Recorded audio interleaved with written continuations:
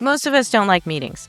And if you do like meetings, I won't say you're weird. I'm just going to think some thoughts. But today, when we're talking about meetings, we also have to mention AI. Because at this point, AI is in everything, including most of those meeting tools, which is a good thing and a bad thing. It's good because there's a lot of tools that allow you to do things in a much easier way.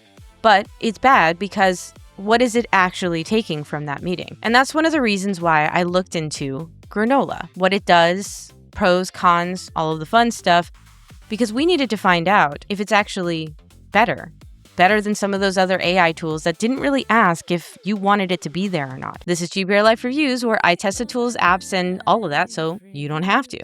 Today, we need to see if Granola is everything it says it is. The AI tool, the AI bot that isn't sending a bot itself into your meeting, and yet it's still able to do it all. Let's go check it out and see if this is actually what it says it is. With first, those pros. We're starting off with pros. Why? Because we need to see what's good about the tool. And the first good that I see about the tool is that it connects directly with whatever meeting maker you're actually using. Not meeting maker per se, but more like calendar. And the first calendar I have up is Google. And it's a very commonly used tool when you're not using something like Microsoft Teams. So you can see I don't have any actual meetings coming up, but it did come with a demo meeting. I'm going to go ahead and click directly into that. Replay the meeting. Now he is going to tell you about this lighting up green and essentially turning your meetings into something amazing. Now the good thing here is that you don't see any of that, and the only way for you to tell that anything was going on was that green color showing that it was listening to what was happening. Other than that, there was no notes written at the exact same time that you're talking. It's doing its thing in the background. And immediately, right after the call, it brings you directly to the demo meeting notes. I didn't ask it to do any of this. I didn't even insinuate that I needed it. It instead just immediately took whatever was transcribed and turned it into a bullet point list of exactly what happened during that meeting. Now, he does go over a few of the additional fun tools that Granola can do, but instead I'm just going to kind of show you a few of them. First and foremost, you can see who attended the meeting. You can add it to different folders. You can create new folders, and you can add notes to the meeting itself. This doesn't just have to be what AI decided it was going to be. So that's a big pro. And if you go back over to the home page, you'll see everything is the same, but you also see the sidebar. On the sidebar, you can share things with yourself, share things with others, and see what's also been shared with you. You can go over to your account, the companies, or recipes. Recipes are quite interesting because essentially it's helping you figure out templates. It's prompts, and it's going to make it a lot easier for you to do anything you're looking for without actually having to figure out how. Because it's right here. You click on it, you use it. The other thing I really liked about Granola is the option to change what model you're using. You can use your ChatGPT, you can use Grok, and you can use Gemini. That is already giving you an advantage because you're using whatever it is you're kind of looking for within one location. But this doesn't mean you're limited to using something like this only within the chat. It actually also works within the meeting itself. If I go back over to home and into that demo meeting and replay the video, right here, if I were to go directly into the chat, it can connect to other things because it is a great tool that will connect to a lot of different options. You can also select your different models right there, in addition to adding any of those different attachments you may need to add to a meeting. So all of these are wonderful things that does make Granola very useful and in some ways more effective. The other thing I really love about Granola is that once you're done with your meeting, that audio is processed, but it isn't stored in the original meeting.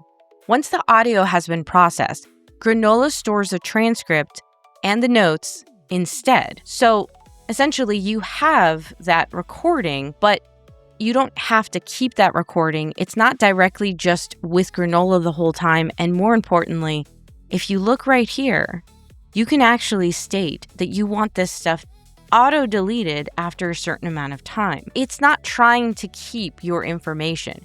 It's simply trying to get what you need in the moment and either allow you to keep using it if you want to, or get rid of it entirely and keep your stuff more private. So that's pretty awesome when you're talking about anything that may be proprietary information or customer details or client details or employee performance, financial information. I mean, you name it, it's pretty good to be able to get rid of things you don't want, because transcripts often have a lot of sensitive data. So it's not great here. You're going to laugh a little bit, but the privacy issue is still here. Ultimately, here back on the home page, you can see that that meeting is right there. Well, anybody who attended that meeting is going to have access to that meeting. And if I go back and select right here, you can see copy link and share. That's actually an option for everyone, which means all of the transcript data, everything that is available for Granola and that meeting, it's there for everyone to use. So it's not necessarily private, it's private depending on who was actually part of the meeting. The other thing I'm not really loving is that there's still some hands-on work that has to be done here. You do get to go into the meeting and, of course, it auto-creates this for you, but even writing up a follow-up or looking at any of these notes that are listed, it's not necessarily enhanced to you. It's enhanced to what it decides to do, which means you're going to have to work with it in order to get what you're looking for out of it. And you're doing that via chat. So in some ways, what's the difference between taking a transcript from another tool and bringing it over to one of the many models that you already saw listed and just telling it to do what you're looking for? Although there is the integration, which is a pro and a con, because you can see on the connectors, there's a lot of different options, and there's including API keys. But it doesn't mean that you have all of them. There's many to use, but the ones that aren't on the list are often used today. I don't see Microsoft listed, and that's a really big one that people are using, which means it's not going to allow you to work with that tool unless you personally go in and kind of make it work with something like Zapier, and I don't really love that.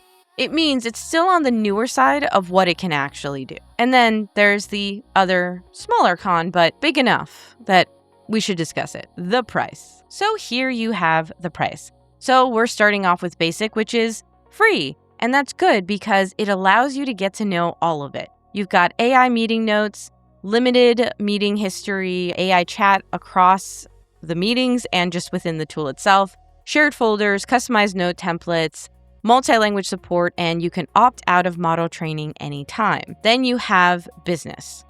You have everything from this, but basically it starts to go into some more advanced features like connecting with things like Notion, Slack, Zapier, and all that. But then you also have your advanced AI thinking models, which means from your basic, you get the idea. From business, you get to actually use the tool in the way that makes sense to use the tool.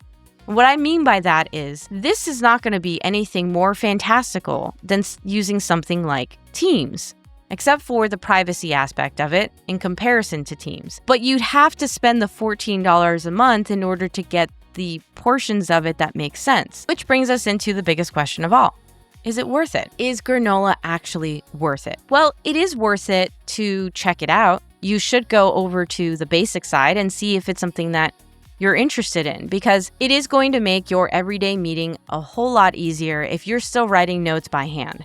But if you are not someone who's writing notes by hand and you've already been using AI, the only thing that this is going to give you that's a little different from other things is the option to use your AI in one spot with a lot of different models to choose from. But that starts going into your $14 a month, which means it's not worth it if you're already using something like Teams and you're not so concerned with privacy in that factor. Ultimately, Granola is solving the problem of having a bot itself in your actual meeting, because what it's doing instead is taking your audio and transcribing it afterwards versus having a bot within the actual meeting and kind of listening and doing everything for you during that meeting, but also who's getting it afterwards. But at the same time, it's not really giving you this truly fantastical one-stop shop to be able to fix all of your meeting needs in one place. And that is the reason why, for the GBRLIFE rating, I am giving Granola a 3 out of 5. Because the bot experience, especially the free side of it, it is pretty strong in what it's providing. But that privacy and the lack of Wow, pizzazz. It went down 2 points. Have you used AI meeting assistants before, and are you comfortable with having your meetings transcribed? Let me know in the comments below. But that is it for this week. And if you want more, you can check out the companion blog on GBRLIFE.com.